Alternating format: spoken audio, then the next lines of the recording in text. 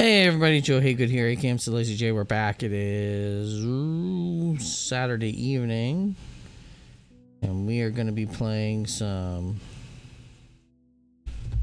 Vegas Tales, which is an FMV game that I didn't know existed until... Thank you for meeting with me. It's Tuvok. If this is your first visit to the Bellflower Casino Resort, I hope you're finding it a pleasant one. I've owned this place for over 30 years. Running the Bellflower has been my life's work. A life which is almost over. I have terminal cancer, and I've been fighting it for years, but my time is coming to an end. I've already come to terms with my condition, but it leaves me with a problem. I never found time to start a family, and I don't have any close friends. This hotel is all I have to leave to this world. It's my legacy, but I have no one to carry on that legacy once I'm gone. I need you to help me decide on the best person to inherit the Bellflower. I've made a list of 4 candidates, each of whom has a strong connection to this hotel. Unfortunately, I don't know any of them very well. I've invited them all here for the weekend under the guise that you want to do an interview with them for a book that you're writing about the hotel. Now, they're being paid a healthy stipend for their time, so you'll likely find them willing to answer any questions you may have. I want you to learn everything you can about them and report back to me if you discover anything relevant. Their names are Ashley, Mallory, Sarah, and the last one is a couple of newlyweds named Todd and Becca. So I have Ashley, Mallory, Sarah, and then a newlywed. Ashley is a magician. She's been holding her magic show here at the Bellflower since we added a Wow, theater during our that was a last quick 100 renovation. points. She's been here longer than any employee, and she's as financially tied to this place as anybody, aside from myself. She's a private person, so I don't know much about her personal life.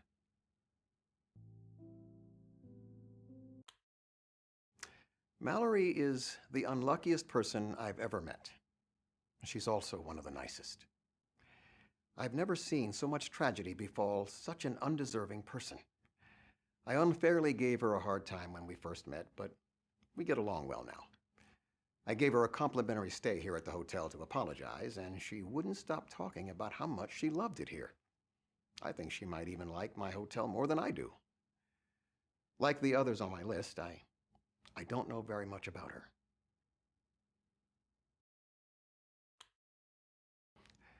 Sarah is the daughter of the Goodley family. She's been staying here with her parents on family years. That family is so wholesome that they make the Brady Bunch seem edgy.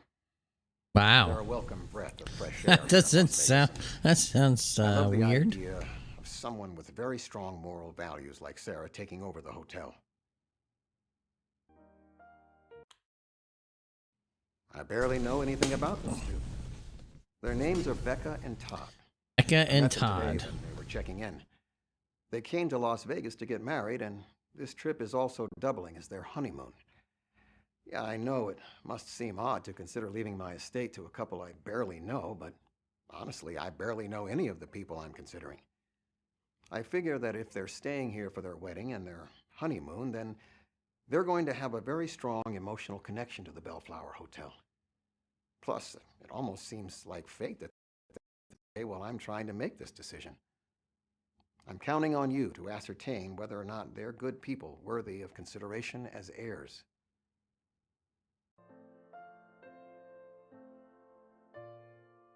So we have Ashley, Mallory, the Goodleys, Becca, and Todd.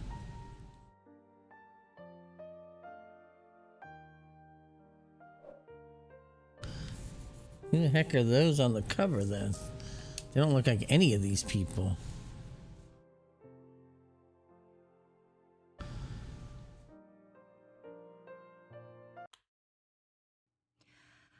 I'm Ashley. I live here in Las Vegas. I spend most of my time practicing magic, and I am single. What else do you want to know?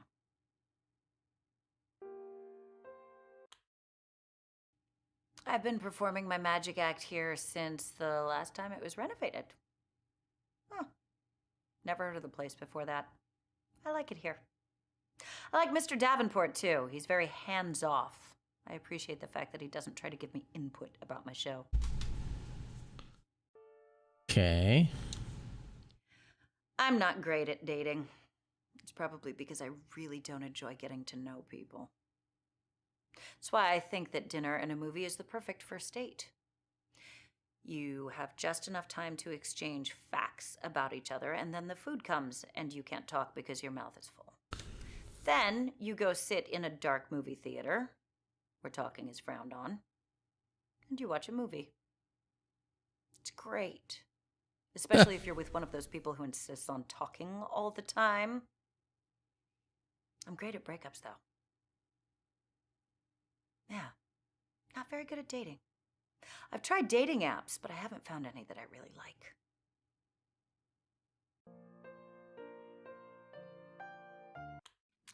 What is there to say? I guess I'm a little bit down on my luck right now between jobs. I had 2 job interviews earlier this week. I'm hoping to have more soon. I don't like to admit this usually, but it might be important for your book. I'm actually homeless currently. Jesus. It might surprise you that I actually came from a fairly wealthy family. My dad was some sort of hotshot furniture salesman, and my mom was a cable TV installer. We actually owned our own house. It was double wide. But yeah, I guess I always thought I'd be a big success like my parents, and I guess it's just all right that they're not around anymore so that they don't have to see what my life has turned into. You know, I didn't exactly meet their high expectations. So she's jobless. She's homeless.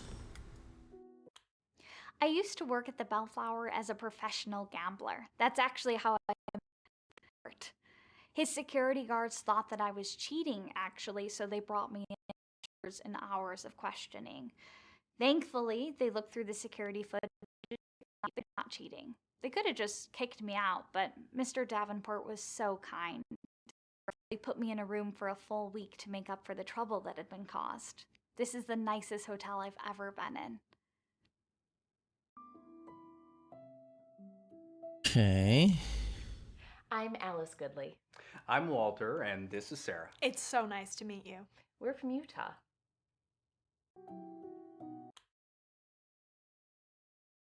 We are very lucky to live there. Our neighborhood is just dandy. But then again, I guess everybody says that about their hometowns. We have friendly neighbors, a brand new school, and the best darn volunteer fire department you could ask for. Well, it's not. Crime has been on the rise lately. Oh, that's true. Last Halloween, 2 houses got told. Each of us pitched in, and we got Boy, the is house this- cleaned up by noon. Some of the video in this is It's rough. disappointing to know that something like that could happen only a few blocks away. Cleaning up all that toilet is fun, though. That's our Sarah, always looking on the bright side of any situation.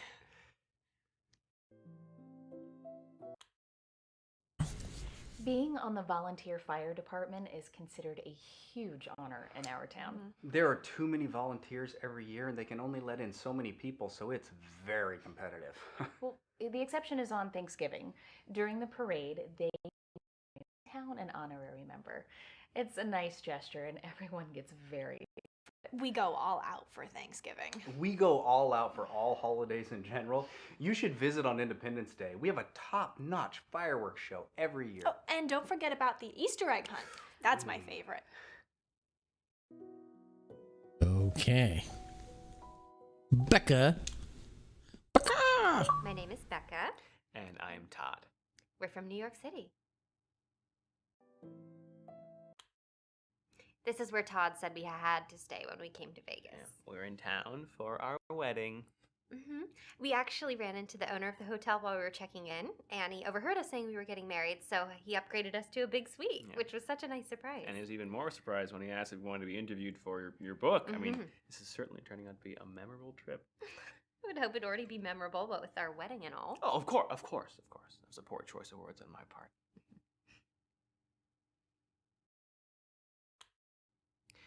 A Las Vegas wedding was her idea. I told her we could get married anywhere that she wanted. Vegas seemed perfect. It's affordable, and it can double as a honeymoon. Oh, plus it's those. Oh, and it has strip clubs. Todd loves those. He actually made a list of all the clubs he wants to see. It was just a list of places. And there's one club on the list, but it's places that I want to see from the outside. Todd grew up in a very religious household, so he can be a little embarrassed about these things. It's okay, sweetie. I've seen your list. It's perfectly normal for a man to want to see naked ladies. That's okay. I wanted to get married in a church back home, but Becca wanted to do something original. Isn't that right, dear? Yet we also couldn't afford a big wedding. You know, Todd's work has been a little slow lately. Well, I'm an actor, and all actors have dry spells. Just part of the No industry. Texas Plus, Becca tonight, has a lot of Ivan. so I'm I needed a probably break. money right now. Right now he's actually playing Elmo in Times Square. He takes his picture with tourists all day. He He's so plays cute Elmo in little. Times Square. Legally, he is a generic red creature, but we all know who he's supposed to be. Oh boy. There are people Rocket League who is a talk break. I play all Rocket the League. time. Hey, Ivan, Even I play if Rocket nothing to League say. every You have night. nothing to say besides Every night. hello I play at least or 1 to 2 matches. hi. My level is 8. I really don't enjoy this thing. 845? It's like when someone tries to do something nice, but it has the opposite effect. Like you're walking towards a door, and you're too far away, but someone decides to hold it open for you anyway. So then you have to rush to get through the door so they don't awkwardly stand there holding it. See? I Then told you, I rushing play a lot through of Rocket parking League, lot man. to get through a door, opening it yourself when you're there. I only need to complete 4 more objectives for the season. And I already hit level 70 on the cap, so now everything's just duplicates on my Rocket Pass, so... When you're part of a magic show, you spend countless hours practicing. So I'm 4 nights a week, so it would seem like it's an easy schedule, but we spend maybe another 30 hours practicing. More if you're bringing someone new into the show. It's a lot. No, I've been playing a ton of Texas Chainsaw Massacre, though. I don't particularly like any. And then starting this week, we'll be playing a lot of They're all Starfield designed to starting let you on chat Thursday or with the Friday. person before you meet them. If you chat with the person before you meet them, then you know how horrible they are and you don't want to meet them. Then you don't even get the social rewards of having gone on a date. You know what I want? I want an app where you don't ever have to go on a date, where when you match with a likely candidate, the app takes the photos that you have each submitted and places them in a likely dating scenario. Then it returns the photo to you. You can put that photo on your social media platforms, and it looks like you've been on a date. And you've never Okay, had to go on that's a an date. interesting way to Everybody have a wins. date. She sounds crazy. Oh, I've been an orphan almost my entire life. Yeah, my parents died in a fishing accident when I was really little. The only living relative I have is my Uncle Albert, but we don't really talk at all. He's been in and out of prison my whole life. This lady has the most depressing life possible. So she has no job. She's homeless. Her parents died when she was a child. Her only living relative is an uncle that's in and out of prison. My Uncle Albert? Oh, he goes back to prison all the time. He's actually serving a life sentence, but he keeps escaping. I don't know how he keeps getting out, but the guards catch him and put him right back in. Albert is from the dark side of my family. We didn't like to associate with them very much growing up. We were always a little bit ashamed to be related to Albert's side of the family, to be honest. I mean, I know that I'm not some great success or anything like that, but at least I'm trying to better myself. Albert's mom was a lawyer, and his dad was a member of Congress for over a decade. It's like they didn't even try to have honest jobs. Ah, it's a standard FMV affair. This family is creepy. You'd think the hunt was just about the kids, but it's just as much fun for us grown-ups, too. The night before the hunt, all the adults get together and spend a few hours hiding the eggs. The next day, all the kids spend a few hours looking for them. It's like the adults get to play, too. Sarah takes hiding Easter eggs very seriously. Some of the places she finds to hide them are downright diabolical. Well, I remember what it was like hunting for eggs as a kid. The best feeling was when you'd find an egg in a hard-to-find spot. If someone doesn't hide them in places like that, then the kids won't get a chance to feel like that. Sarah never does anything without giving it her best effort.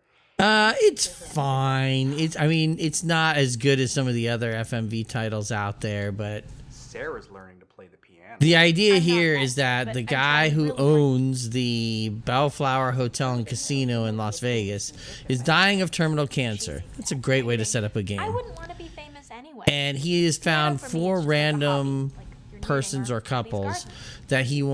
that he has taken an interest to and wants to give them the hotel.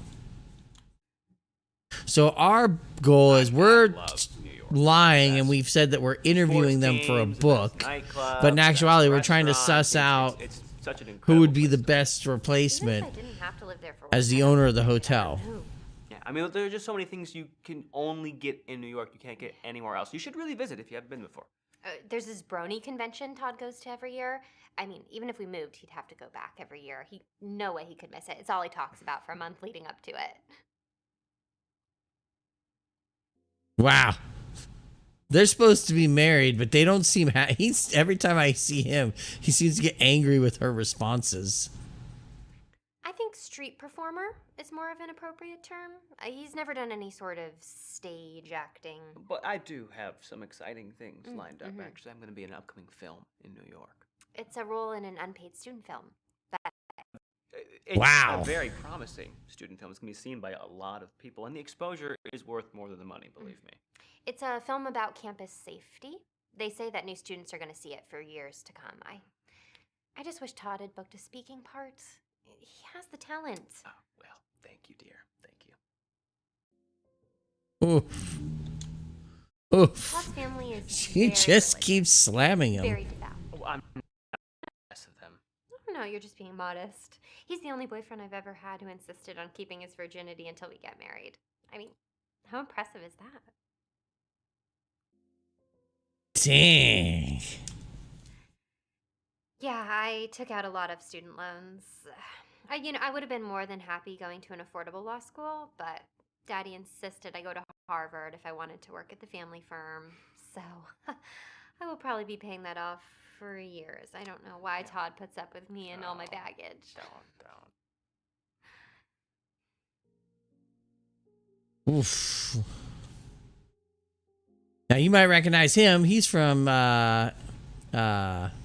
Star Trek Voyager. It's Tuvok. Now let's go back to her for a little bit. The problem most people make when they're breaking up with someone is that they try to be too nice. And that's very selfish. Not the good kind of selfishness either. When you're too nice with someone and you're breaking up with them, it makes them sad. It makes them wish that you weren't leaving. It makes them think that maybe they should stay with you. When you're breaking up with someone, it is the one time of your life that you should be a complete asshole so that they actually feel relieved. They feel like a I guess that's one way to look at breaking up with someone. Yeah. You should always be an asshole when you're breaking up with someone. That's why I'm very good at it.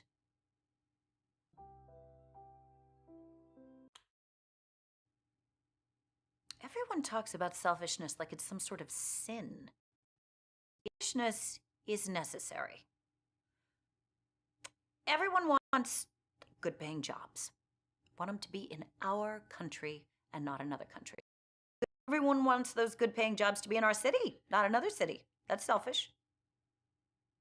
I want those good paying jobs to be mine, not someone else's. That's selfish. Selfishness is necessary for us to survive. Ooh, sour.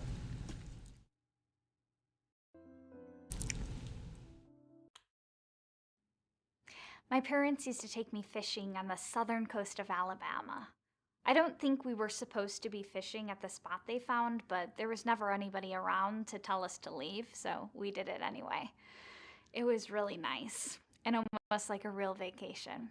Anyway, we didn't have a real boat. We had just 3 of those floating pool chairs that we'd like paddle out and just sit there and fish. Everything It was about this really woman's life relaxing. is horrible. Anyway, one day We didn't have a my boat. We parents just caught had a an paddle undertow chair that we and rolled the out current onto the pushed thing. them out deep into the ocean. So luckily, I managed to get to shore, but it took me a while to find anyone for help. The authorities searched and searched for them, but all they could find were their pool chairs, empty. But I was placed into the foster care system.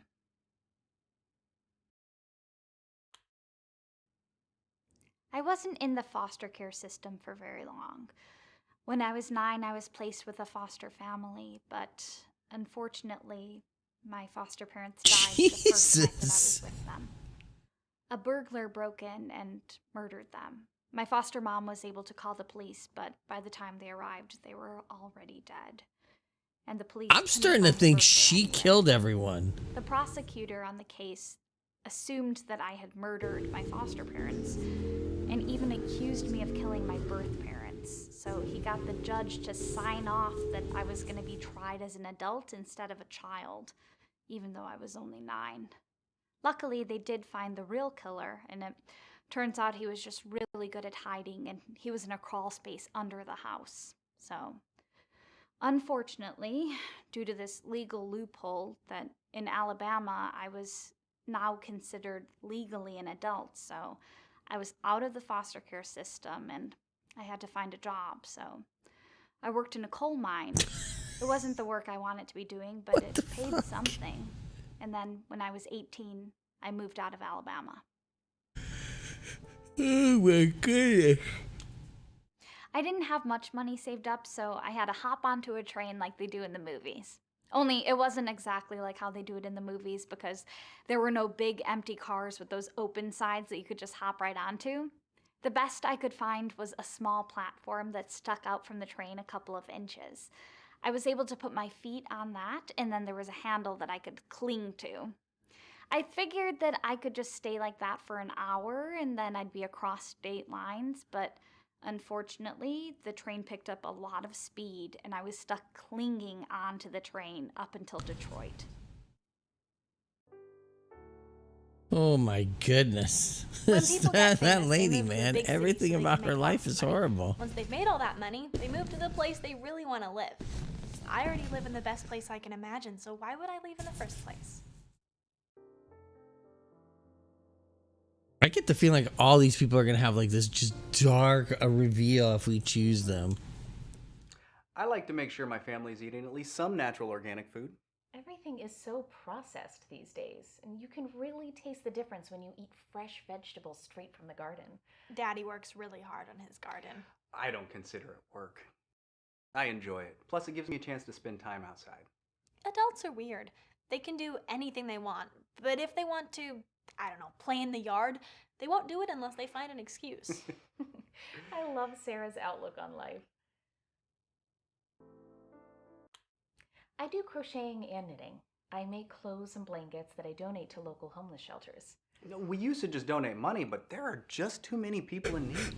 There's never enough money to go around, and winters get very cold in Utah. And since we're able to buy fabric in bulk, we're able to donate 5 or 6 times as many supplies as we could otherwise.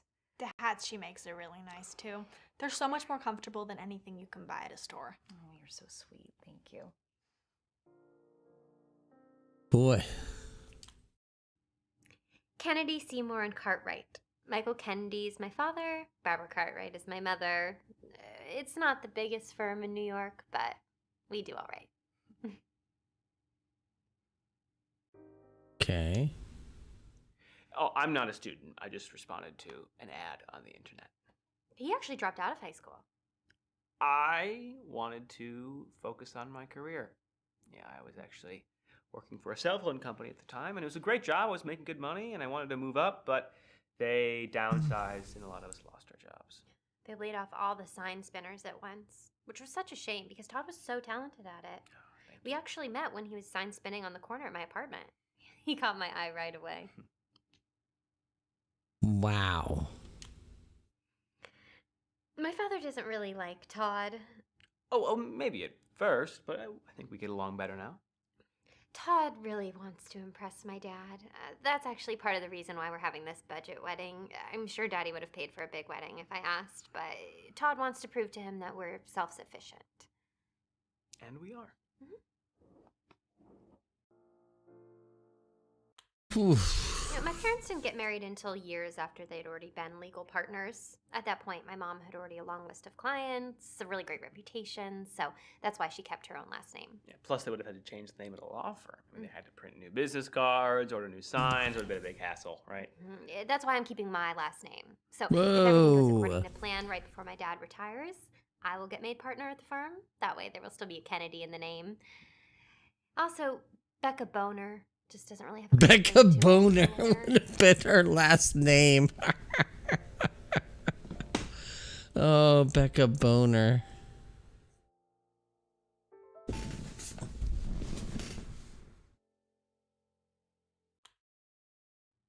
Oh, it's not that big of a deal. It's kind of a big deal. I've had to go over a year without it, so. We've been together for 2 years, dear. I checked someone off my list last year. We promised we wouldn't have to tell the baseball player. Oh, boy.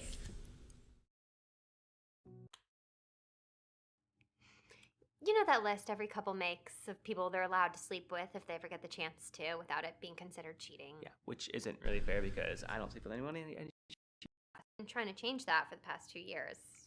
I'm sorry, but I'm trying to get into heaven, so. Really? Well, I've been trying to get him into heaven for the last 2 years with no luck. Well, aren't you supposed to be only putting famous people on your list who you don't know? Well, I didn't know him when I made the list. I just so happened to meet him a year later. Oh, convenient. Besides, Todd put my sister on his list. That was meant as a compliment alone, okay? She knows that I would never sleep with anyone besides Becca. Yeah, my sister did not take it as a compliment. She's still kind of mad about it. Oof. My little sister Rachel, she's so competitive. It's kind of annoying. So I was kind of a prodigy in middle school, so I skipped a grade. And then she skipped 2 grades. And then I graduated 5th in my class at Harvard. So she graduated 4th. It's like her only goal in life is to be just marginally better than me at everything she does. The two of them have been at it since they were very young. Everything is a competition between them. Yeah, competition, I rarely win. But luckily she did not go into the legal field. She took the easy route. Medicine. I'm kidding. No, if she had joined the family firm, I'm sure she would have been made partner 2 years before me. Despite being 2 years younger, but it's fine. Oh, it sounds like she's not a fan of her sister. I haven't really talked to him that much. We talked a little bit when this place was being renovated. My magic act was becoming popular, and I was looking for a place to take up residency, and he was looking for an act to host in his arena. It worked out great. I've really only spoken a few times since then. Usually about business. I guess you could say he's one of my best friends.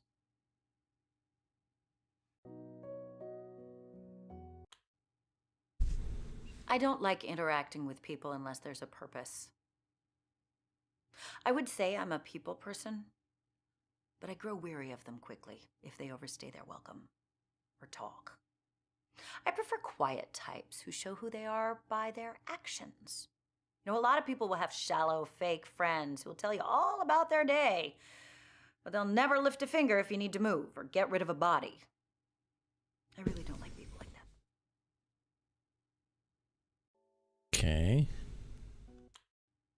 I've never had to get rid of a body.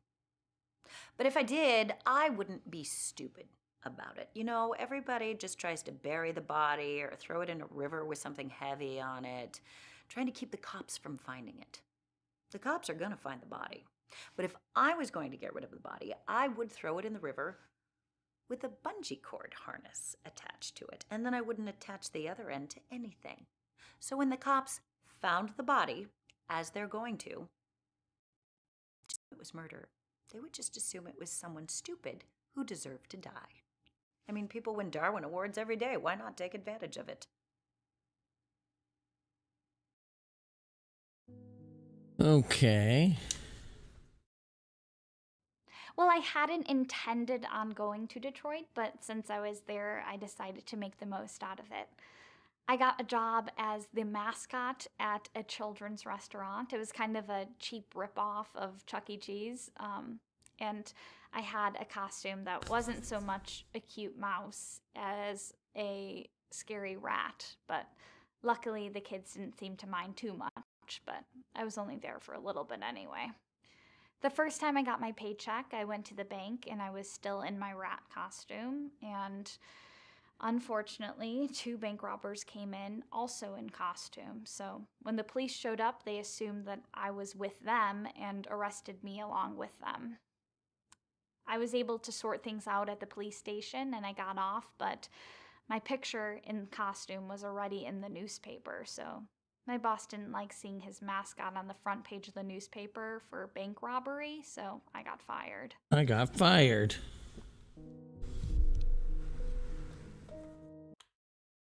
My first job interview was for a job selling jewelry. I didn't have any experience, so they said they couldn't hire me. My second job interview was at an adult video store. They needed someone to clean up those video booths after customers used them. I also didn't have any experience with this, but I really wanted the job, so I lied and said that I'd been doing it for 15 years already in 3 different cities. I thought for sure they were going to hire me, but for some reason they didn't. I guess that was karma telling me that I shouldn't have lied.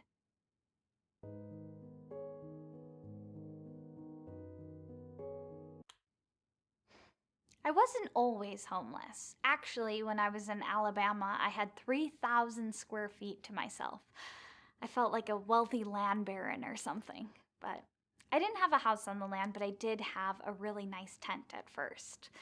It was great. I lived there for a full year before I could save up for a house. Well, not a house. I actually bought an 8-foot by 10-foot shed that was fantastic. It was just as good as a house. Had a roof, 4 walls, a window, a door, everything I needed. I don't know why more people don't just live in sheds. Oh my God. That was the nicest place I ever lived. Unfortunately, 2 weeks after I bought that shed, it was swallowed in a sinkhole. So there was really nothing left for me in Alabama. I decided to chase my childhood dream and move to Albuquerque. But she went to Detroit.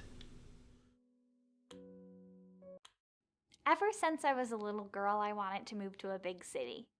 You know, one of those places that musicians write songs about? A place like Albuquerque.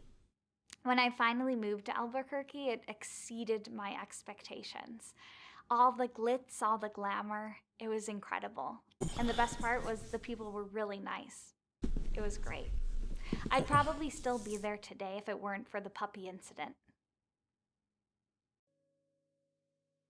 There's something that's not right about... We love this hotel. We come here every year on vacation. We take a lot of family together. The only thing better than seeing the world is seeing the world together. We take. I love coming here to Vegas. That is true. It's all she talks about for months. I do get pretty excited about our vacation time. I take 2 weeks vacation from my dental practice each year so we can go on a family trip. It's safe to say our Las Vegas trips are our favorite. This is our 3rd year in a row coming here. Next year, I'll be old enough to go to the casino floor. Sarah won't be 21 until next month. A few years ago, we heard that Las Vegas had undergone some changes and was very family friendly now. Once we heard that, we just had to come check it out. And we were not disappointed. There's a lot more to do here than just gambling and attending wild rock concerts. There's an aquarium, a history museum, and gondola rides. We even found a soup kitchen that lets us volunteer every time we come here. We do participate in some of the wilder activities too. Last year, we toured the Pinball Hall of Fame. I figured we are in Vegas after all, we might as well get a little crazy while we're here.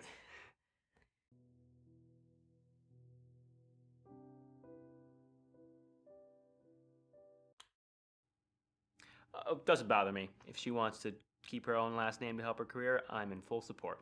Todd's actually thinking about taking my last name. That way, if Whoa. we ever adopt children, we won't have to explain why we have different last names. Yeah.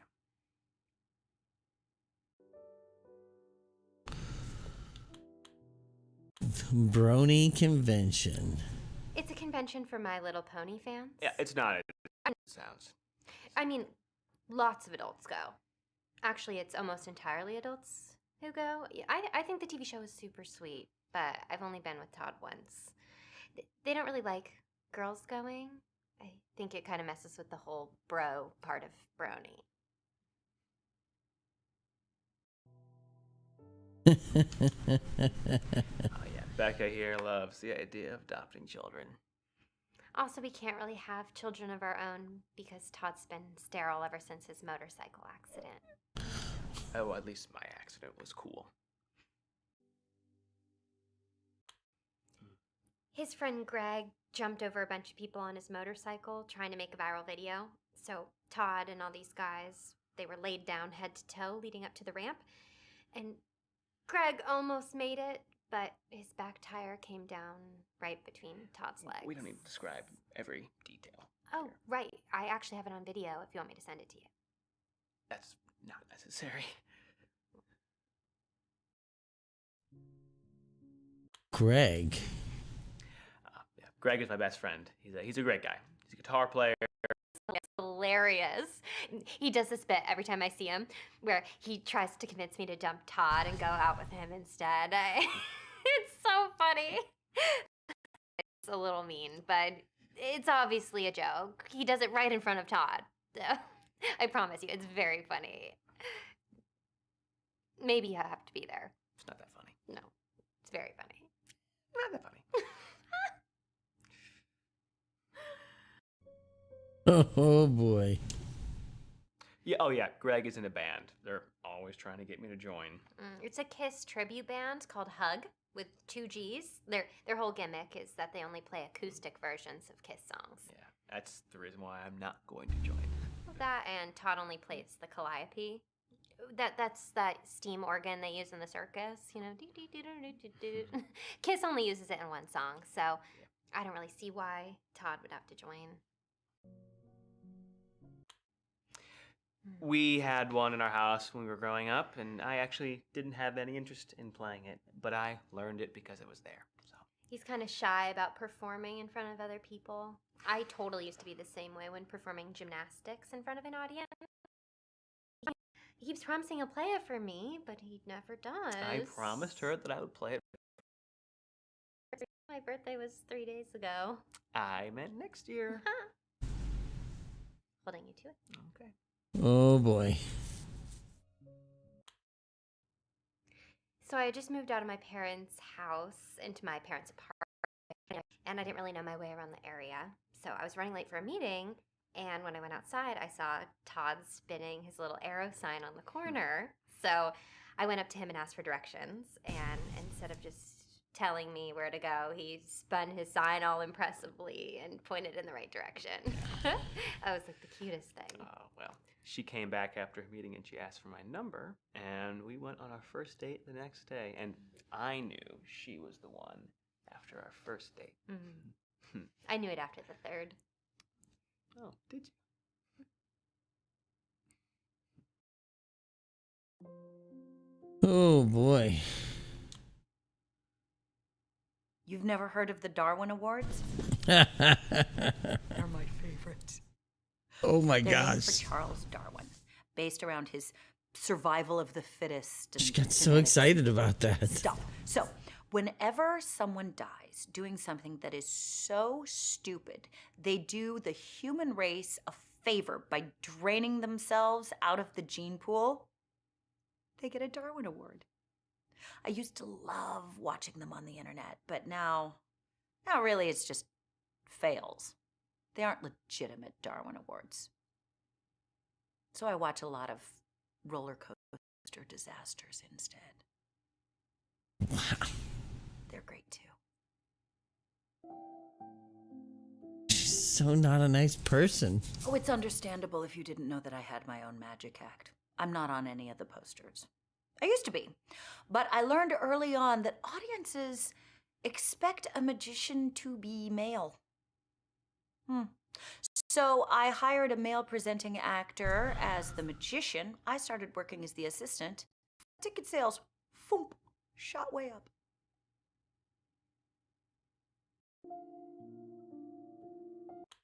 Oh, we promote it like it's his show, but he's essentially worthless. He doesn't do much of anything. I've actually replaced the actor that's played the magician 3 times. Audiences never noticed. They're fine as long as there's someone on stage who looks like they expect a magician to look. Usually with a goatee. For some reason, a goatee is mandatory.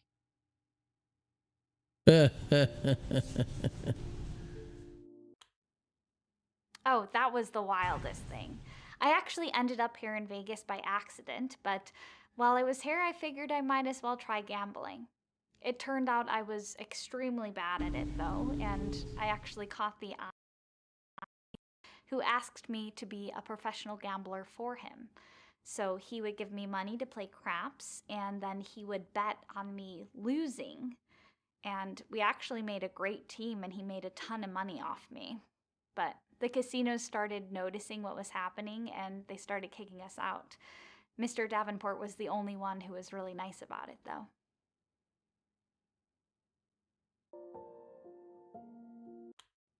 Well, I didn't mean to end up here, but I was on a bus on my way to Denver, and the bus stopped here, and I got off to use the bathroom, but I guess I took too long because when I came back out, the bus was gone, and it also had my luggage on it, so when I got here, all I had was the clothes on my back. But I'm glad it happened because I had a really good time here.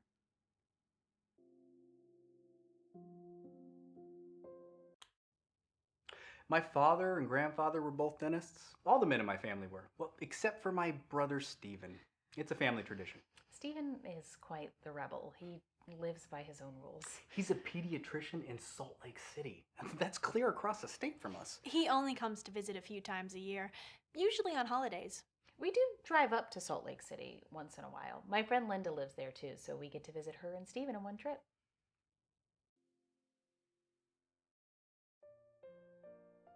Do they not gamble?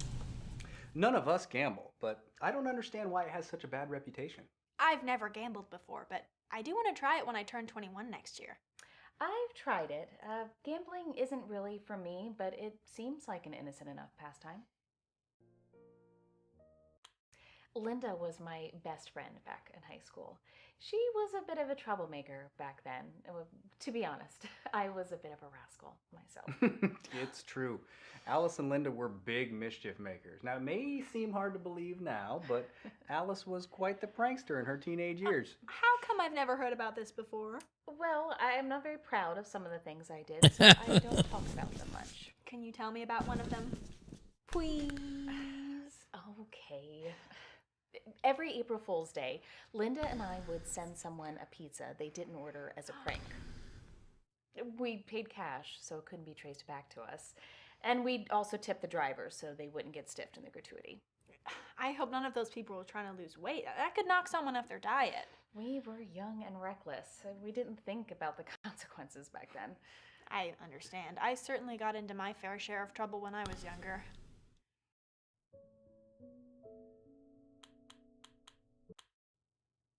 One thing you should never do is stiff a service worker. Tips are most of their income. I'm ashamed to admit I am guilty of that myself. There was a time where I didn't know you were supposed to tip housekeepers when you stayed at a hotel. I'd been traveling for years before I realized it. I have no idea how many housekeepers I stiffed without realizing it. A lot of people aren't sure when they're supposed to tip and when they aren't. It's a big problem. Well, I don't use a smartphone myself, but I hear one of the big problems these days is people don't know they're supposed to tip app workers. I thought everyone knew that one.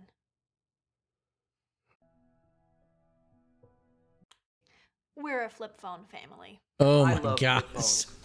They're inexpensive, the battery lasts a full week, and they don't break when you drop them. I like knowing Sarah has plenty of charge on her phone in case she needs a ride. Well, you know, if I had a smartphone, I wouldn't have to bother you or Daddy when I need a ride. I could just use an app. She's talking about those rideshare services. I just don't understand those. I mean, when I was growing up, we were taught never to talk to strangers on the internet and not to get into a car with a stranger. But now there's an app that literally lets you summon a stranger on the internet so you can get in their car. I don't understand why they're so popular. I'm sure there's plenty of useful apps on those things, but everybody that I know that has a smartphone, they just text each other. I prefer having to call someone. It's more of a social interaction for me.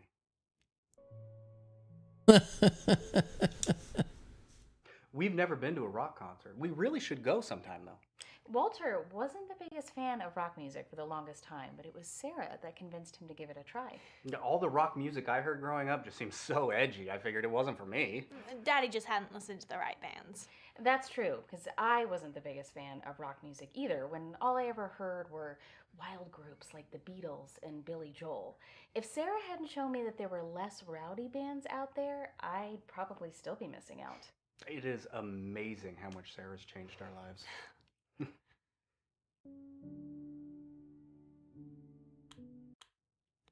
I've caused as much trouble as anyone. I was once suspended from school for smoking.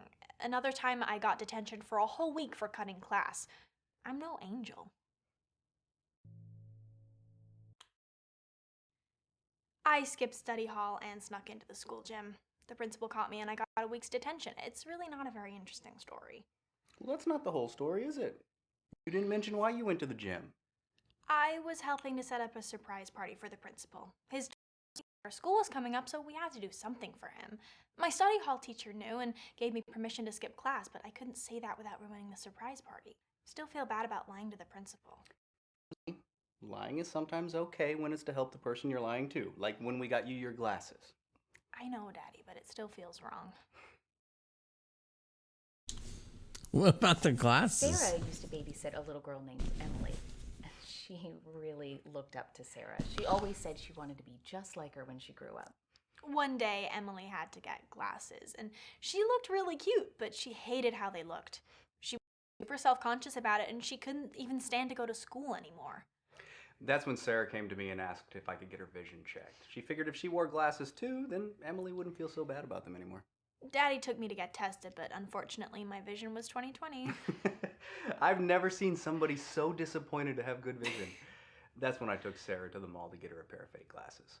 Daddy's the best. I started wearing them whenever I was around Emily, and it worked like a charm. She started liking her own glasses almost immediately.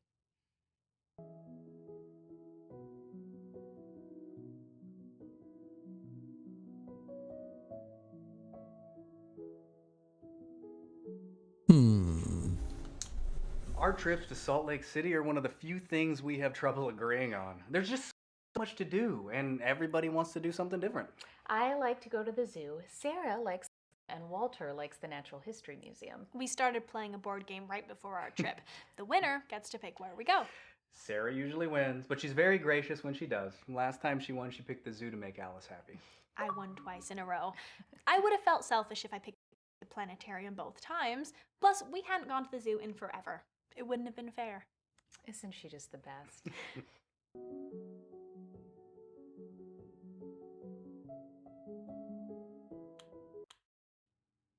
We streamed The Notebook at my place. All my past boyfriends had refused to watch it with me. Todd not only agreed, but he cried multiple times while watching it. I knew right then if he ever proposed to me, I'd have to say yes.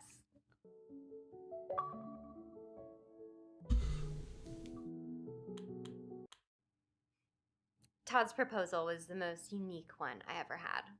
How many people have proposed to you before me? You were the fourth. I've told you this. Oh, the first guy was at the Eiffel Tower. Ugh, so cliche. Second guy did the whole, wedding ring at the bottom of a champagne flute at the five-star restaurant on Valentine's Day. It's We've like- all seen it. Yeah, these guys have no originality. The third guy was the worst. He had the proposal up on the Jumbotron at a basketball game. Like, how was that supposed to impress me? He literally owned the basketball team. He could make it say anything he wanted. That sort of stuff, it doesn't go far.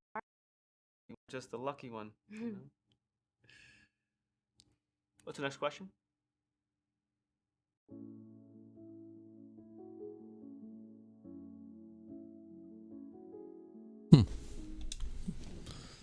My Oh, parents no. own a small apartment building on the Upper East Side. They let me live there rent-free. I just pay for utilities. Todd's gonna move in with me once we're married. Apricot's gonna have to move out, but it's totally gonna be worth it. Who the frick is Apricot? My puppy. Her name's Apricot. Unfortunately, Todd is severely allergic to dogs, so she can't be living with us. But I'm sure it won't be hard to find someone who wants to adopt an adorable little teacup Pomeranian. I'll miss her, though.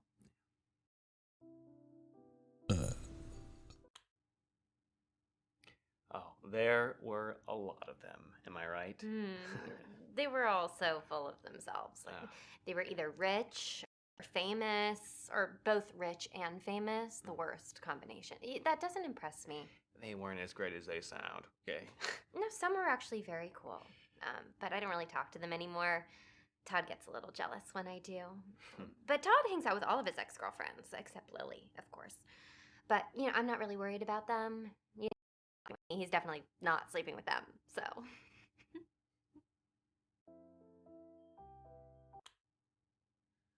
Oh, Lily, she was just the worst. I wasted 6 months of my life dating her, and that is all that needs to be said. She used to physically abuse Todd. I'm so proud of him for breaking up with her. Even more for talking about it. It's not really what she makes it sound like. She doesn't know the whole picture. I mean, Todd could have easily defended himself. But the thing about Todd is he would never hit a woman. Ever. Well, no real man ever would. Especially Lily. I mean, I don't think I could hit a 95-pound elderly woman either. Whoa.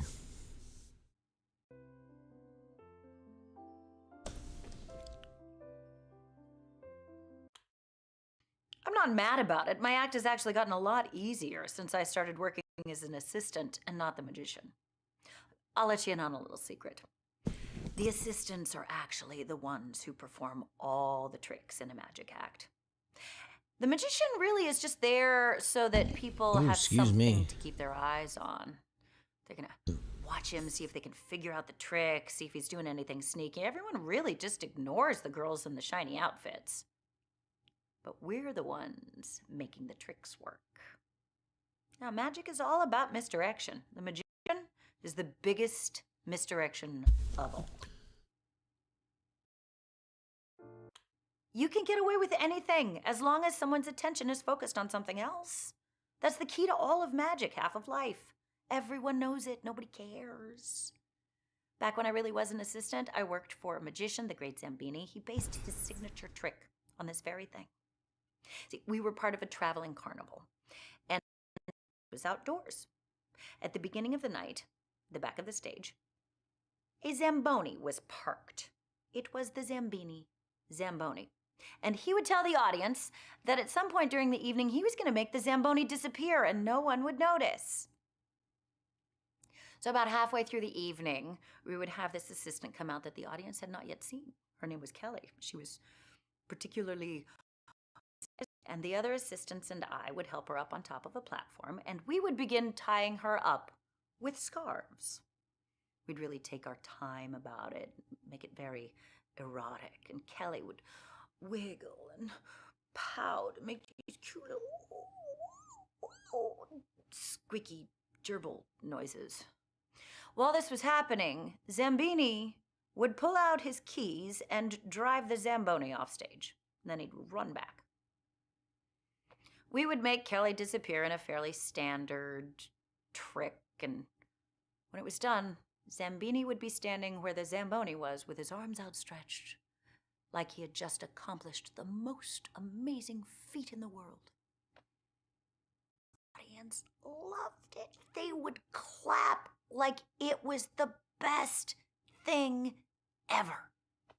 It was grotesquely sexist, but it worked. I haven't talked to her since we worked together. I'm sure she's doing fine. Supremely attractive people have it very easy. I'm sure she married rich or got kidnapped by human traffickers and sold on the black market. Oh my God. The big house with someone else paying all the bills. She's great. Whoa. Oh, he was a rich person just like you'd see in the movies. I mean, he had a 3-piece suit on with a jacket and a matching vest and everything. His car had a hood ornament on it, and he even had brown socks to match his brown shoes. I wouldn't know what to do with that kind of money. I think the first thing I might do would be to buy a monocle, though. Oh my goodness. I've wanted a monocle my whole life. I've had really bad vision in one of my eyes since I was a little girl. This one time I found a pair of glasses that had a missing lens, but the lens it did have was very close to my vision needs. So I had that. It was perfect. Almost perfect. The lens was on the wrong side, so I did have to wear them upside down. Eventually, I tried to take the lens out and put it in the correct side, but when I did, the lens cracked and I couldn't wear them anymore.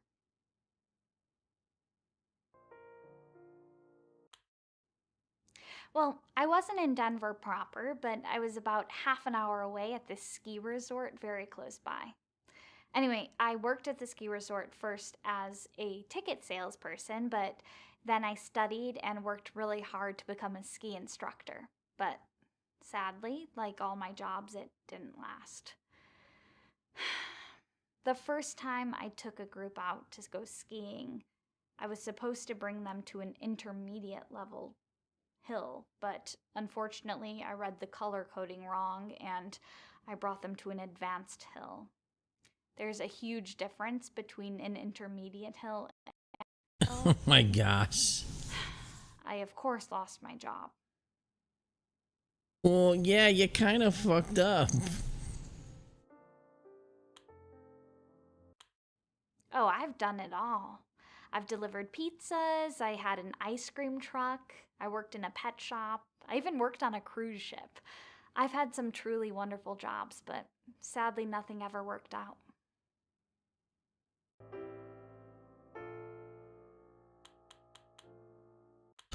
This I gotta hear. That was the most amazing job I've ever had. It was also the shortest. Unfortunately, the first time that we went out, we actually hit an iceberg and sank like the Titanic. Some of the lifeboats got destroyed, but most people were able to get on one. The rest of us had to survive by climbing onto the iceberg.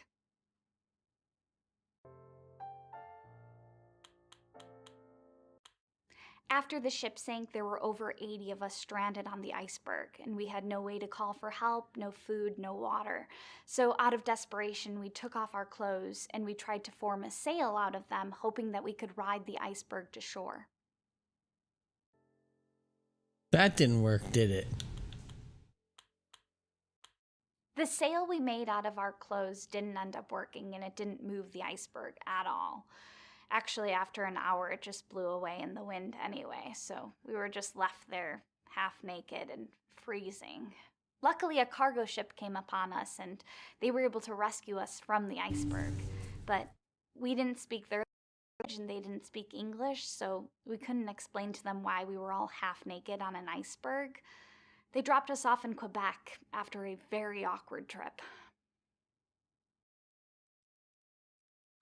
Into Quebec. We all love doing charity work, but to be honest, Alice and I don't find nearly as much time. Sarah, on the other hand, always finds the time. She volunteers every week at an assisted living facility, a food bank, and an animal shelter. I wish I had her youthful energy.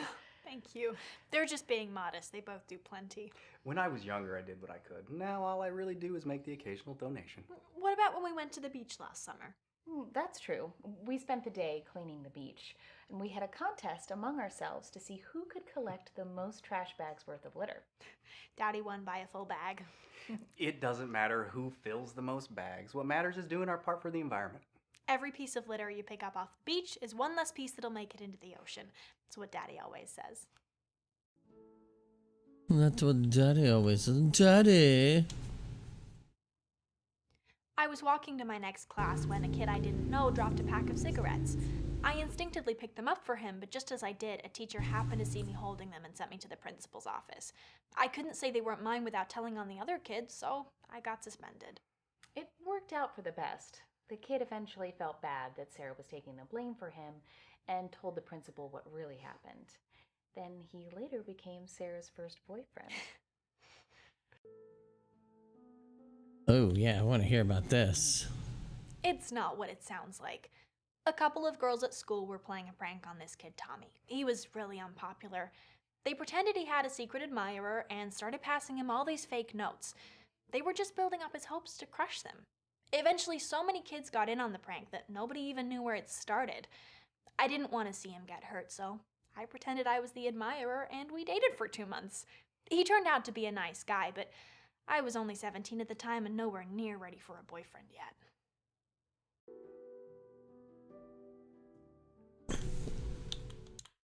Todd's So Todd was helping proposal. me lose weight at the time.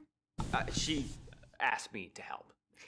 And, I'd asked this of other boyfriends before, and they always dismissed me. They were like, "Hun, you're perfect as you are." And I was like, I don't want you dismissing me. If something's important to me, I want my boyfriend to take it seriously, too. Again, I was just trying to help. That's all I was. Oh, you did more than that. He tracked my weight loss. He kept a log of everything I was eating. I mean, it was like having my own personal trainer at home. Yeah, she laid out everything she wanted me to do. I just did what she asked me to. And there was like this stubborn last few pounds I just could not seem to get off no matter what. So Todd told me he would marry me if I hit my target weight.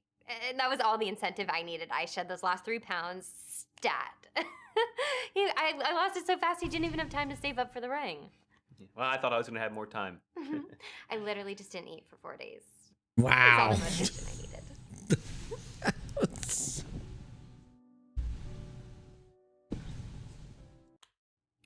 I used to date this famous singer. I'm not going to name drop because that's gauche. You definitely know who he is. A lot of women have been with musicians, and to be honest with you, we all know that musicians are not one-woman men. It was actually pretty serious between us. I mean, he asked me to move in with him. I met his parents. It was kind of the real deal. Oh, well, I guess he was a good one, but I feel bad for her because he broke up with her. Actually, I never told Todd this, but I was still with the singer when I met him. I didn't break up with the singer until we became official. Wait, now what? It's crazy to think, if I hadn't met Todd when I did, I totally could have been married to the wrong person right now. So, you cheated on him with me? So I never told you this.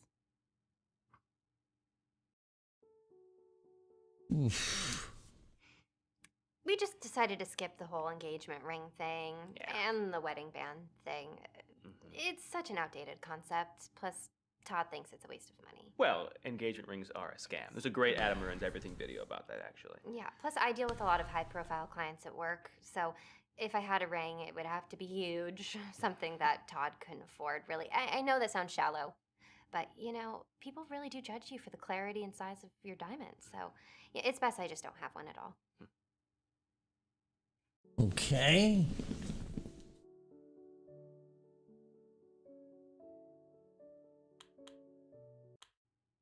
They say human trafficking is a $150 billion a year industry, and I want to know how they know that. Are human traffickers reporting income tax, or are they just making up numbers?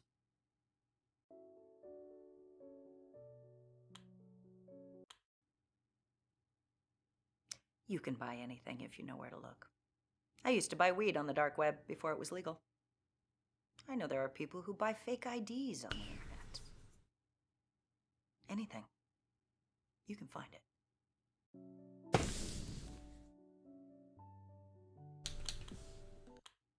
Oh, I know weed is legal now, but back before it was, everybody would smoke it anyway.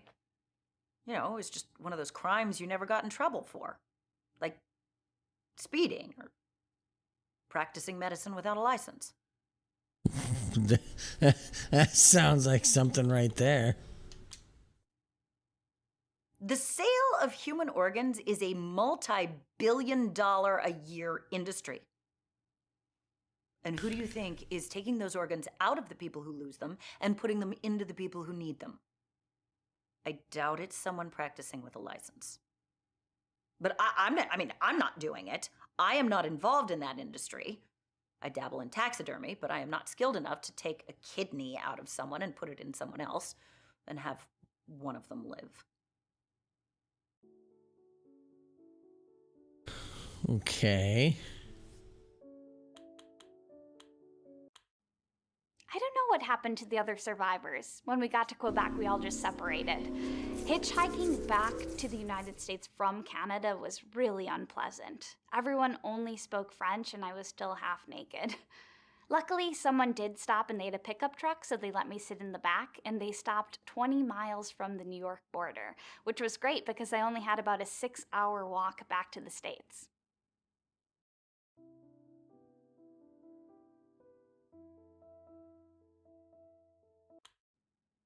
A little boy had lost his dog, and the entire community banded together to try to find it. Every business had some sort of poster in the window asking for people to find the dog, and I actually came across the dog, but unfortunately it was already dead, so I buried it. And then I wanted to do that thing that they do in TV shows where you replace one dead animal with a new alive animal that looks the same. So I went to every pet store in town until I found a dog that looked like the dog that I had buried that had died. I brought it to the little boy's family and they seemed so happy. It was great until about 2 weeks after that when I found out the truth. The little boy and his family weren't looking for a lost pet. Unfortunately, they were looking for a dog that had bitten the little boy. They wanted the dog to see if the dog had rabies. Since I didn't bring the correct dog back, they couldn't test the dog, and it turns out the dog that bit the little boy did have rabies. That's why he died. The story doesn't have a happy ending for the little boy, and I couldn't face the townspeople anymore, so I had to move out of Albuquerque. Jesus, what is with this lady? I worked at a really fancy pizza place that had a big dining room and everything. It was great. Anyway, the owner, my boss, was trying to sell it, so the potential buyers were coming in to see it and to go over the books. The owner said that we had to look as busy as possible when they came in to make a good impression, so anytime there was extra space in any of the pizza ovens, we just started making cheese pizzas. I was given the cheese pizzas anytime I was making a delivery, and I was told that I needed to just throw them in the dumpster, but I felt really weird about doing that because the town had a lot of homeless people. So instead, I decided to do a good deed and pass them out to them instead. After the potential buyer had looked through the restaurant, he was being driven back by my boss to his hotel room, and on the way, I guess they saw about 20 homeless people with our very distinct pizza boxes. I don't know what he thought, but he didn't end up buying the place after all, and I lost my job. Jesus. I got a job at a pet shop, but I only worked there a few weeks before I got fired, unfortunately. Before I worked there, I really didn't know anything about animals, so I did learn a lot on the job, thankfully. Anyway, my boss would have me open up, and then he'd come in a couple hours later, around noon. And one day, we got a hamster delivery, 2 hamsters, and my boss had left a note saying, "Put them in a fish tank." The thing is, my boss didn't specify it was supposed to be an empty fish tank, so I put them in a fish tank that had fish and water in it. It also had a lid on the top. Anyway, the hamsters almost drowned, but thankfully we had this machine that was pumping air into the bottom of the tank, so the little guys were really smart and they took turns breathing out of the air hose.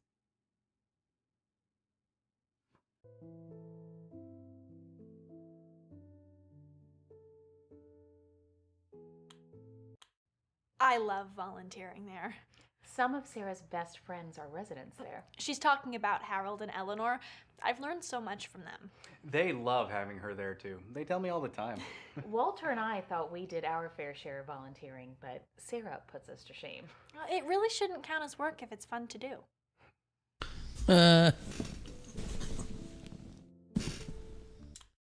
I've been helping out at the shelter for over a year now. I love working with the animals. We used to be part of the neighborhood pet patrol. Whenever anyone in our town lost a pet, we'd post flyers and work the phones until that family had their missing member back. I miss doing that. We used to be part of the pet patrol, but it's handled online now. I hear it's very efficient, but we don't have the internet in our house, so we're not part of it anymore. Don't use the internet. I know people who have internet in their homes, and it does seem pretty useful, but there is a lot of bad stuff online. I've been online, and there's a lot of good stuff on there too. I'm sure it has its uses. It's just too easy to stumble across unpleasant language or other bad things. I just don't want it in my home. Walter's dental practice does have its own website. People can book appointments online. My secretary Janet runs the site for me. We have internet at the office, and she is great at using it. She spends some of her downtime on a website called the TikTok. On the TikTok. I've never heard of that one. What is it for? Honestly, I have no idea. Janet has showed it to me multiple times, and I just can't wrap my head around it. The TikTok.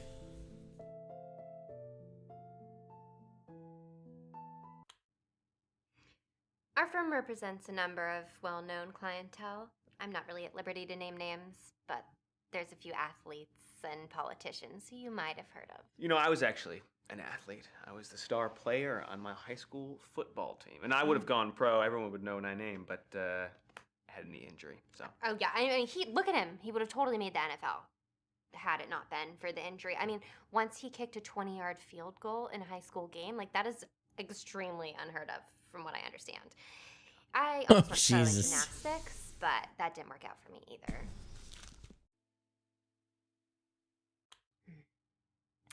When I was very little, I trained under the famous Italian gymnastics coach, Sergio Endolini.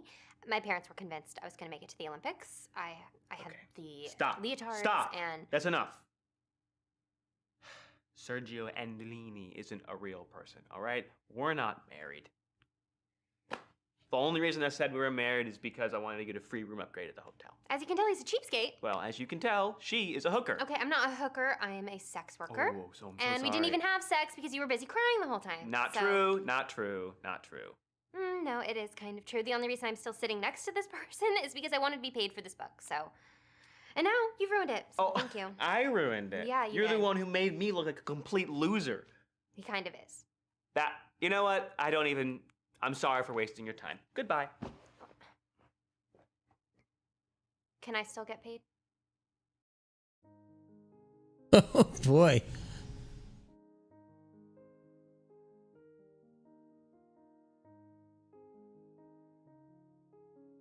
That's interesting. Taxidermy is a hobby of mine. Whenever I find a dead animal, I take it home and I stuff it. And then I save them, and when I have enough of them collected, I take them to dying children in the children's hospital. Because children love stuffed animals. Not those kind of stuffed animals. When you're starting out in this industry, you will take anything you can get. It was rough. I was on the road for 6 months. Before that, I was an assistant to a comedy magician. That was even worse. I'd still take that over any normal job. Oh, comedy magicians. Awful. None of it's real magic. It's all just jokes.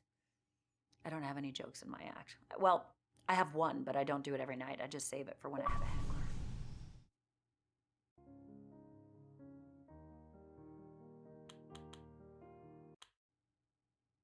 Oh, I never had a fake ID. I grew up in a small town. It would have been pointless. Everybody knew everybody else anyway.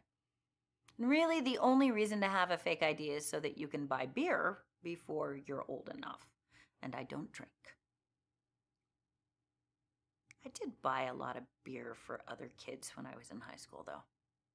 I mean, sort of. I would buy the non-alcoholic beer, and then I would peel the labels off, and I printed my own, put something, generic and fancy sounding.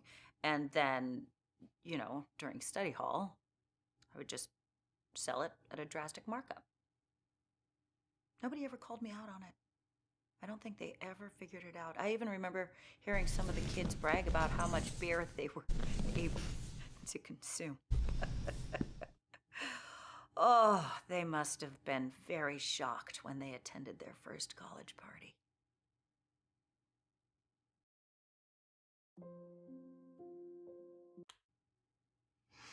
I've tried working normal jobs, but they all have the same problem. You have to deal with annoying people.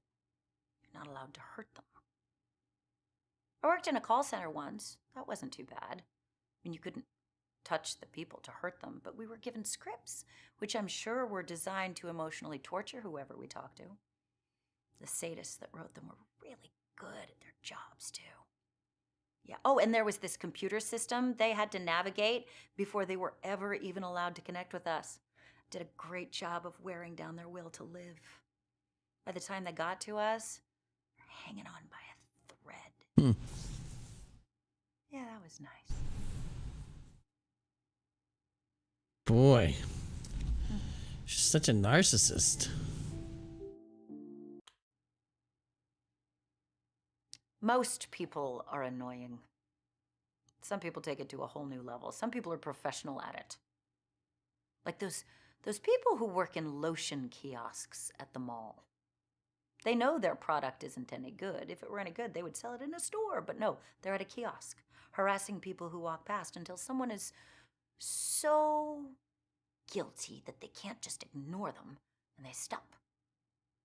And then the lotion people start putting lotion on this poor chump. And it's awkward. And the person can't get away. And they massage them.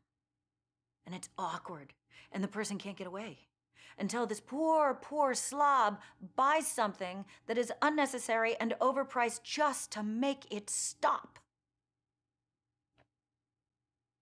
Whenever I see those people, and they've got someone in their clutches, I just walk up and I say, it puts the lotion on its skin or else it gets the hose again.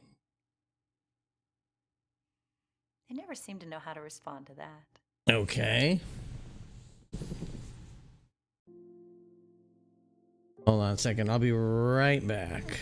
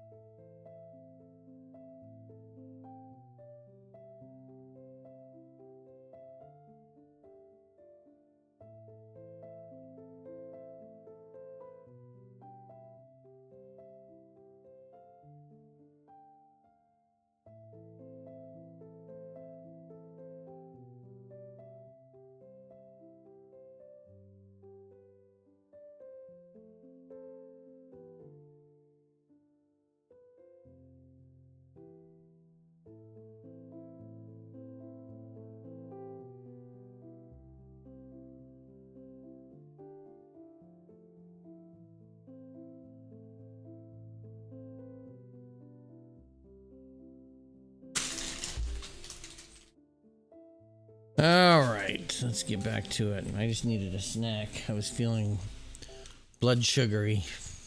The fact that hecklers are still a thing is proof that society is a failure. I don't know why we still allow them to exist.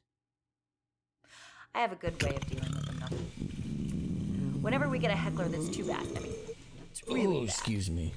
I motion to the other assistants, and they notify the magician. And they invite the heckler up on stage to help us with our next act.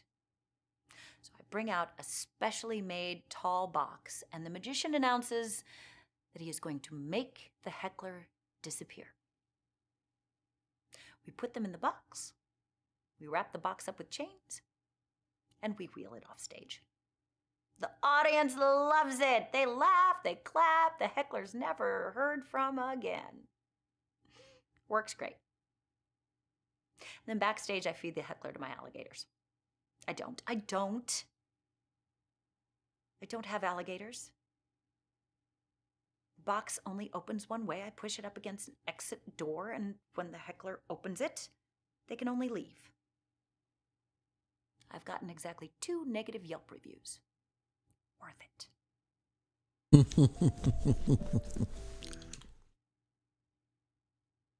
No one ever uses real magic in their magic act. It's all parlor tricks and very bendy assistants who can fit into small spaces. Machinery. Audiences just like to pretend it's real. If anybody ever came out and started performing sorcery or blood magic, the audience would lose their minds.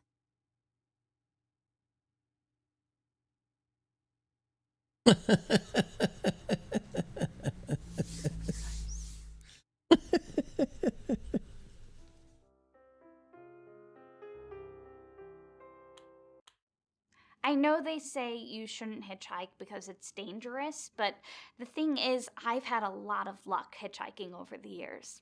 The first time that I hitchhiked, I was going from Detroit to Albuquerque, and these 3 really nice dudes in a hippie van picked me up. It turns out they were a traveling folk band, and they taught me how to drive so that I could drive down the highway while they were practicing in the back.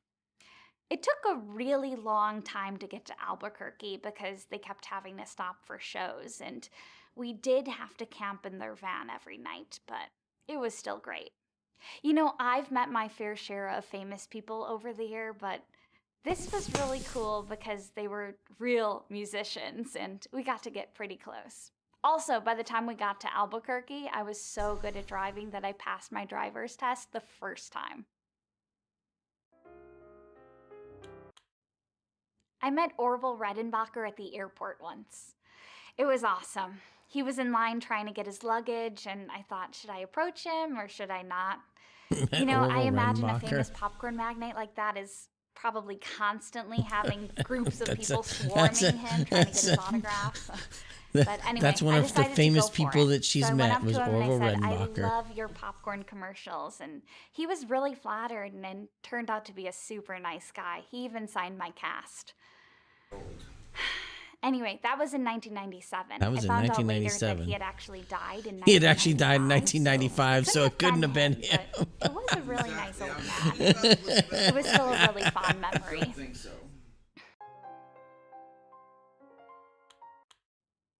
Oh, I wasn't at the airport to catch a flight. Sadly, I've been homeless a few times throughout my life, and one of the tricks that I picked up was that you can go to an airport and pretty easily find a place to sleep. I think they're used to having people who need to find a quiet spot because their flight is delayed or there's a long layover, so it doesn't look too weird if you find a spot and just sleep there. But there is a trick, and that's to not overstay your welcome. So after 7 or 8 hours, you gotta get out of there. Also, you should never go back to the same airport twice unless a few years have passed. You know, I found a few creative places to sleep over the years. You just gotta know the tricks. Oh boy. Gotta know the A lot creative of places to homeless people sleep. will choose gas stations and fast food restaurants to sleep at overnight, but I think that's actually a really bad idea because they're out in the open and the employees are probably going to have to kick them out. So when I was homeless, I always made sure to find a very hidden spot. So, for instance, I once worked at a fast food restaurant and I noticed that there was a ladder out back. So I climbed it and there was a beautiful roof that I could sleep in. Anyway, I slept there every night that I was working there and just made sure that no one saw me go up and no one saw me come down. So I had my smartphone, thankfully, to set an alarm to make sure that I'd be down in time and also get to work in time. It was working really well for a few months, but then eventually someone did see me go up on the roof. They figured out that I was sleeping there, and I did get fired, but, you know, I can't really blame them.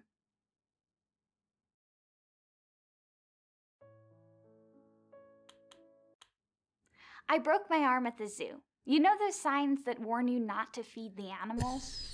Well, you should really pay attention to those. She's so stupid. I tripped over one, landed on the sidewalk, and broke my arm.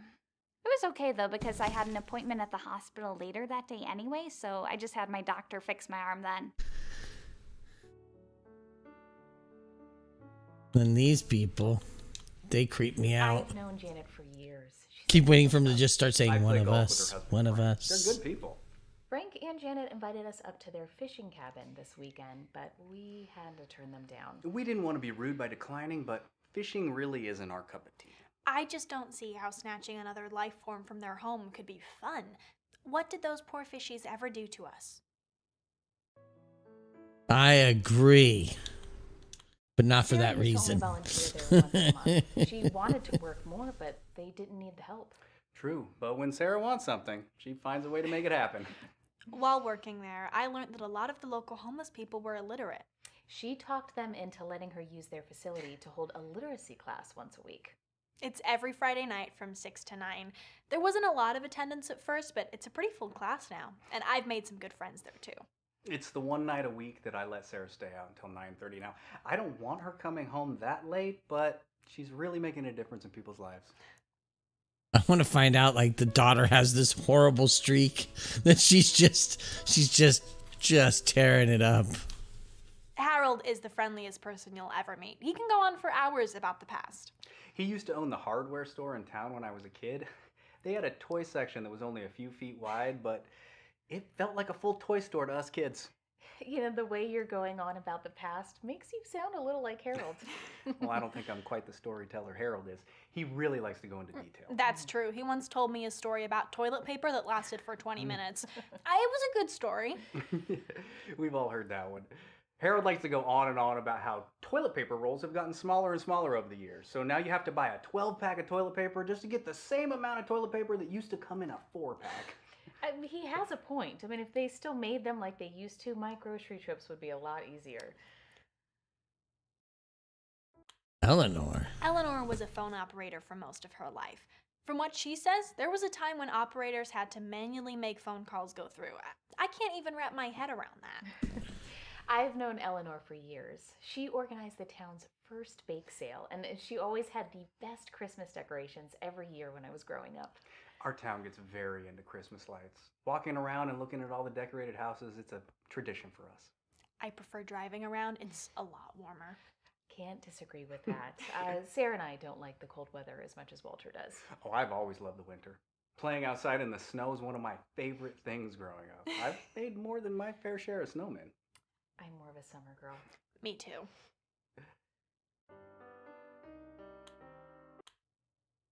Walter likes the winter, but you will not catch me outside if there's snow on the ground. We've never helped Daddy shovel snow once. We just stay inside with the heat cranked up. Believe me, they more than make up for it in the summertime. I can't remember the last time I watered the lawn.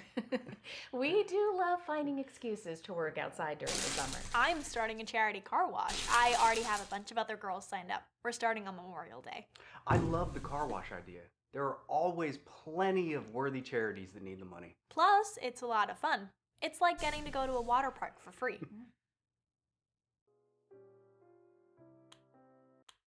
I love water parks. One of my favorite things about living in Utah is that we have so many of them. I'm a bit of a water slide enthusiast myself. I'm not really into the water slides. My favorite part is the lazy river. I think Sarah's favorite part is all the attention she gets from boys when she gets to wear her bathing suit. That's nice too, but I've always loved water parks. My parents used to take me all the time when I was growing up. My favorite ride is the one where you have to cross a bunch of lily pads while holding on to the rope. Walter always makes it across, though. I mean, that defeats the purpose. You're supposed to fall in. What's the point of going to a water park if you're not going to get wet? I like the challenge. It's hard to get across. Plus, my feet get wet. I don't think he gets it.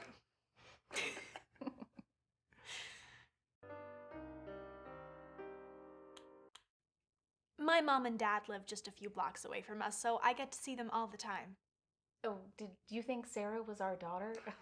We get that a lot. I just don't understand why so many people think we're related. I don't see the resemblance. Yeah, Sarah and I aren't related, but we are married to the same daddy. Whoa! We met Sarah when she was 18 and fell in love right away. She became my second wife 6 months later. Well, I could never live up to his first wife, though. Alice is amazing. Oh, Sarah's just being... Oh! She is an incredible wife. She's a crackerjack in the bedroom. That's just because I had such a great teacher. Oh, well, Sarah's the real teacher. Did you know that you could use your... Did you know you could use your feet in the bedroom? We had never heard of such a thing, but Sarah showed us, and now, by golly, Walter can't get enough of it. And Foot don't forget job. the thing you do that Alice likes. I have no idea how she comes up with these things. Well, I didn't invent them. I learned them on the internet. Well, the internet doesn't seem that bad. Maybe we should think about getting a computer. Can we, Daddy, please? Whoa. That just got real fucking uncomfortable. Sarah isn't Walter's daughter. She's his wife. So is Alice. This one you found out that they weren't actually newlyweds. She's a prostitute. Sex worker. They just lied to get a room upgrade while they were there to have sex.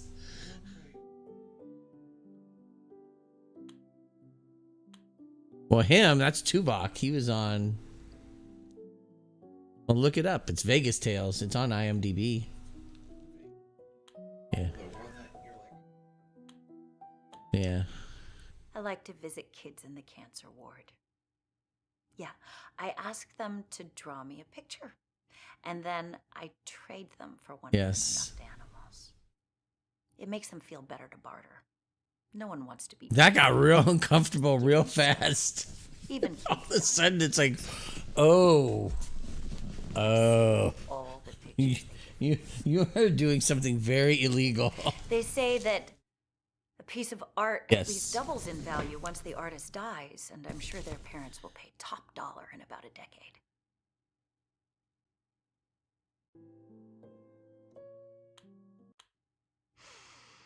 I think everyone should have hobbies. I like taxidermy and Sensory deprivation. I made my own sensory deprivation tank once. I like to lie in it and be alone with my thought. It's very peaceful in there. I slept in it once. It's like sleeping in a coffin.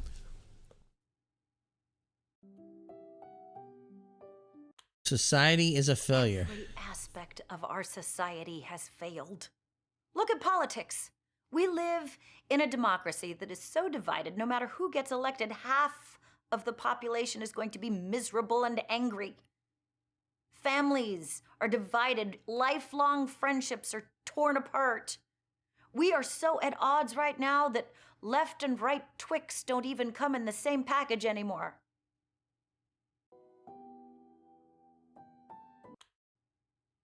People don't barter enough these days. They don't haggle enough either. For instance, if someone has a poster for a lost pet and they offer a $100 reward, now in my experience, most people would just take the $100 and be happy. I try to haggle a little. I'll go for at least $150. I mean, no one posts their best offer on a flyer that's going on a telephone pole. Wow. Jesus.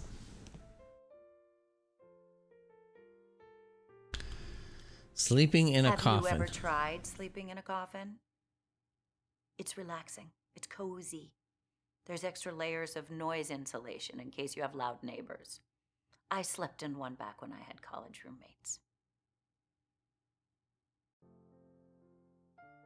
College. Oh, I didn't actually go to college, but I lived in student housing after high school. See, you don't actually have to be a student to live there. I hated having roommates, but it's all I could afford. I bought my own place as soon as I could, but they kicked me out.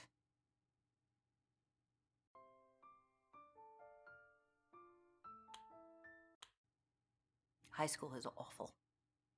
I mean, you undergo years of traumatic experiences, and then when you finally escape, they invite you back for a reunion so that you can go spend more time with the same people who made your childhood traumatic. I don't understand it. Do survivors of other traumatic experiences have reunions? I mean, do people who lived through a plane crash get together and reminisce about the turbulence they experienced before it all went pear-shaped? Oof. I always thought that smartphones were such a waste of money, but Ooh. honestly, black guy? once someone told me Well, about he's the food like, he plays a delivery Vulcan in services a and bunch how of Star much Trek money you can make shows. doing those, I had That's to get one. Tuvok. And I'm glad I did. It worked really well for a few days. Well, when I I know. had my What else car, did you but see him in? Sadly, all those miles really wore it out. Yeah, and I think he's had been to in bring a few into the shop, times. and I just couldn't afford the repairs. So I ended up just getting a bus pass, and that was how I was making my food delivery runs. Didn't work quite as well. Actually, sometimes I would have to transfer to multiple buses, so it ended up taking like an hour to deliver something. Eventually, I just kind of stopped doing it. I wasn't making any money. Who are you trying to look for? Mallory? Sarah's the girl in the middle. That's the only one? How about Becca and Todd?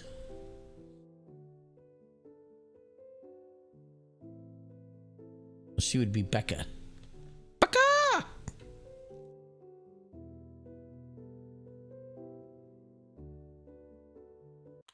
It was a dream of mine for a really long time to have my own ice cream truck. I love the idea of having my own business, being an entrepreneur, and selling wonderful sweet treats to people over jolly music. Anyway, it took a really long time, but eventually I did buy my own ice cream truck. Well, it wasn't actually an ice cream truck, it was an El Camino. It and was an had El Camino. It two had two freezers full of ice cream in the back. So anytime I wanted to sell ice cream, I'd just have to park and get out and go around back. It was great, and I'd still be doing it if I hadn't lost my license.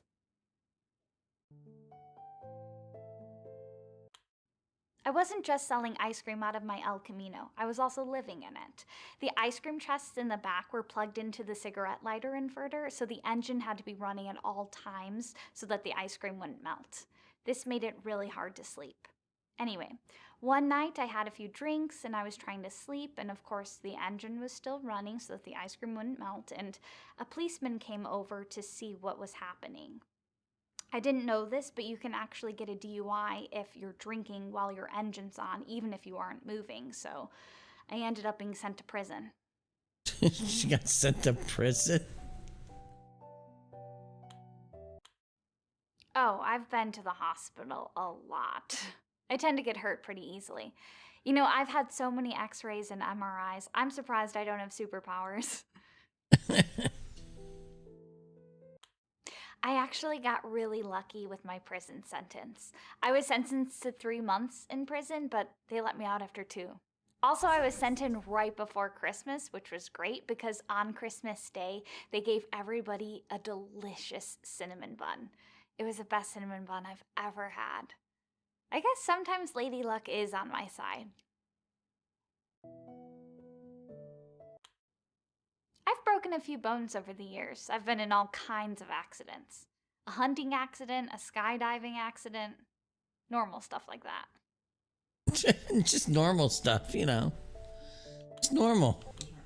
When you see people parachuting on TV and in movies, it seems like they're being gently lowered onto the ground like a feather. But I am here to tell you that is not the case. Even with the parachute, you're actually falling really fast and impact can be really rough.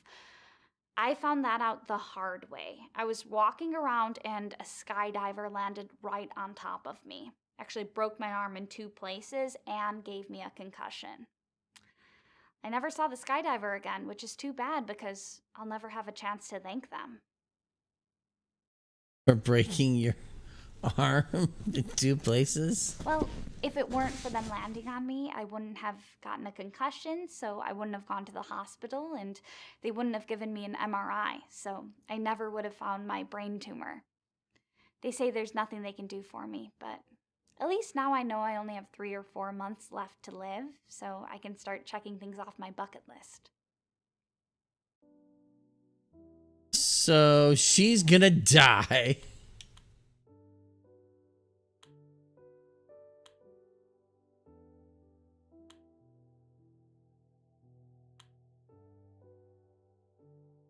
This is the only person I have left.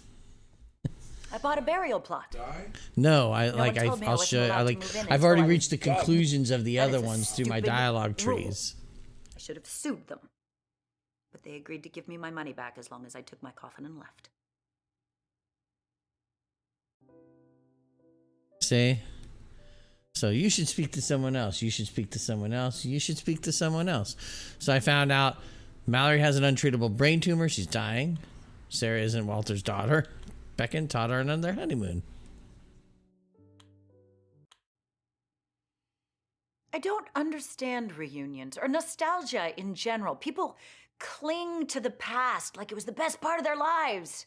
But do you know what most people spent most of the past doing? Waiting for the future to come so their miserable lives would improve. Really makes no sense to me. I don't live in the past. I look to the future. I am so ready to be in the future. The second my contract is up, I am out of here. I am retiring to someplace very far away with very few people, and I am never going to think about Las Vegas again. Can't wait for that. Yeah, I want to see what the future holds, because I'm done here. Oh. So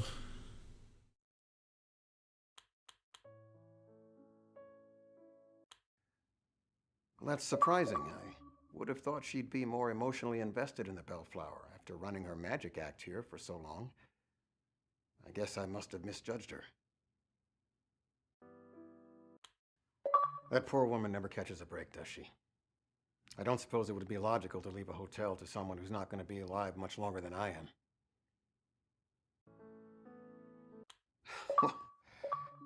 Well, I did not see that coming. I only considered Sarah because, well, she seemed like such a sweet, wholesome girl. I had no idea she was married to an older man who already had a wife. I don't know what to think about that. no, he owns the hotel and he's dying. And he wants to give it to somebody. And he had encountered these 4 people and thought they were very interesting and thought they would be good people for his hotel. Until you start. Well, that's disappointing. I guess there's no reason to consider them as potential heirs anymore.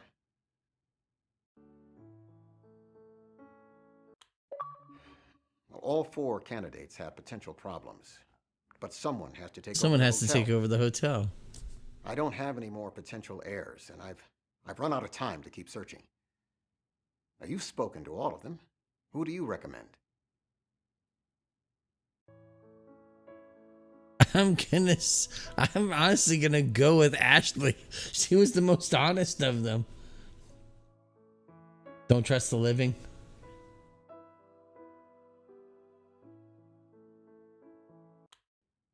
I'm looking for someone to take over the hotel. If she wants nothing to do with Vegas, she'll probably just sell it. And that defeats the purpose of me selecting her as an heir.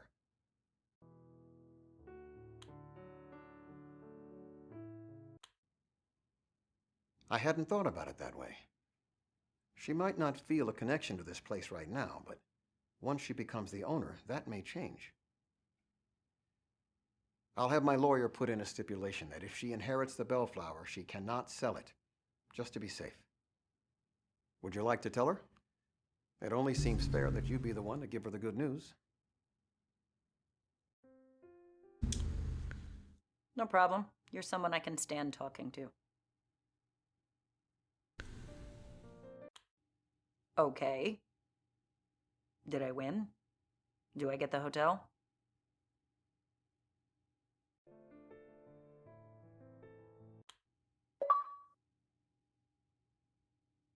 Cool, I can do that.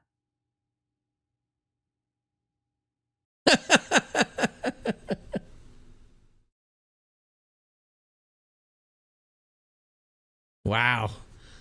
Ashley immediately hired a property manager to take over, and she's never been to Vegas since then.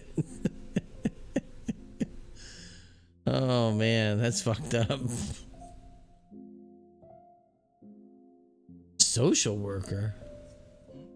What's that? Yeah, I can select different people. Hey, yeah, I'm calling about the puppy? The missing puppy? I saw your flyer. Yes!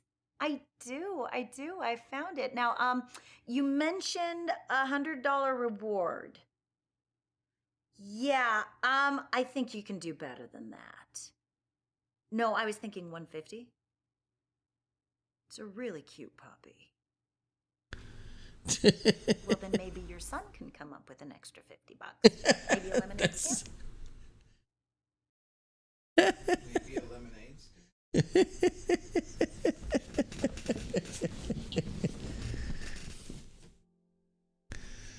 Oh man.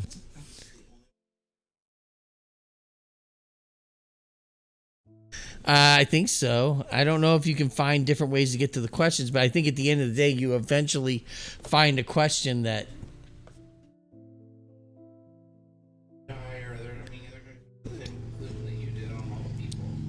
Yes. I guess that was probably the best way it could have ended. I was just curious. I mean, the one lady, I have a feeling like it would have burnt down or something with the luck that she had.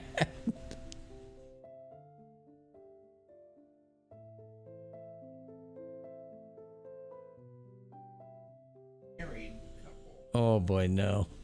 I mean, maybe I go back and look at that to see how that goes at the end.